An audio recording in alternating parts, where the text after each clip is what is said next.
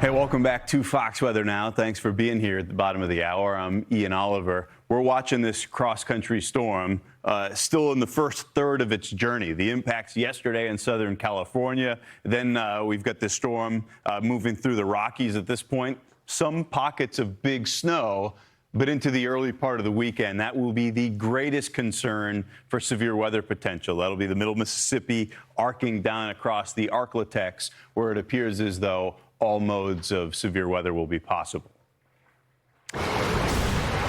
Let's head back down to the tropics, though. As Lorenzo starts to dissipate, we said it may not make it through this evening or tonight. We are watching another tropical wave behind it. It's off to the south. It emerged off the west coast of Africa. That's a little bit unusual for this point in the season. Typically, at this point, that zone, the main development region, is closed down for business, and we're looking more toward the possibility of homegrown, or at least closer to home, disturbances.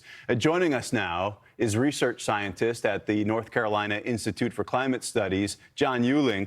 John, great to have you back with us. The last time we talked was right during the peak of the season. It was 1 month ago today. We were in that weird peak season lull. Nothing was happening. Then we rattled off 4 quick hurricanes, impacts, but thankfully no direct landfalls. What have been your thoughts on this past month?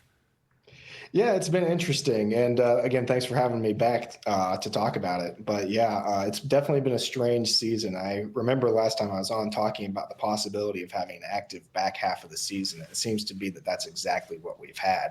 A lot of hurricanes and a lot of activity in late September and early October so far, and a lot of unusual activity, including Karen, which formed really far north for a tropical cyclone, or in this case, a subtropical cyclone in the Atlantic. Yeah. Definitely an interesting year. The farthest, I believe, on record, right? Off to the north and east. It was kind of like a what's that? And now I would describe this tropical wave in the very same way. It's in a spot that we don't expect. And there are at least some signals in the extended forecast models, both the traditional ones and the new AI models, that in the Caribbean, there's at least some possibility that this develops into something.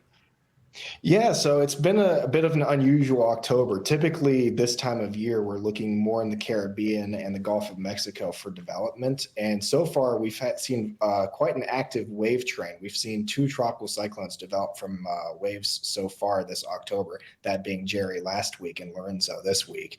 And the models are hinting that this new wave that just came off of Africa, though it won't probably develop this week, as it moves into the Caribbean, which is a more climatologically favorable zone, a lot of the models are hinting that we need to watch and be vigilant for a tropical cyclone forming in the Caribbean around middle to later parts of next week. Yeah, you said climatologically favored zone, which it most certainly is.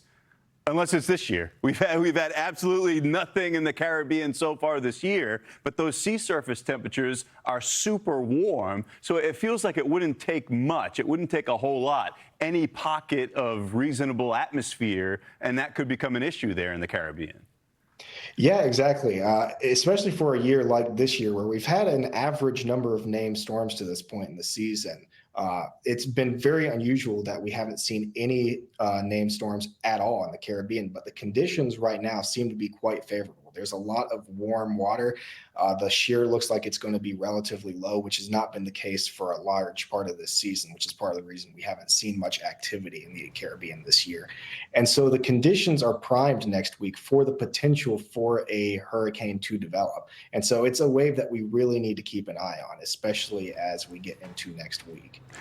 John, it feels like we've had a couple of main development region waves that we said that's the last wave because climatologically it should be. This one looks like it probably is that, at least by all accounts, as far as we can see in the reliable forecast models. So outside of this one and maybe a gyre type setup, it feels like that would be getting us at least close to the end of this thing. Yes, we're definitely getting to the wind down part of the 2025 hurricane season. And so this wave seems to be the last wave that's really going to have a shot at developing into anything significant. And again, barring some sort of gyre type system, which is always a possibility in October and November, it seems that our chances of experiencing a significant hurricane impact are winding down, thankfully. Well, John, last time we talked to you, things immediately following got awfully busy. So we hope that that won't be the case this go around and we can get this 2025 season in the rearview mirror. That's research scientist at the North Carolina Institute for Climate Studies, John Uehling. Great catching up and talking tropics with you. Thank you. Absolutely. Thanks for having me again. All right.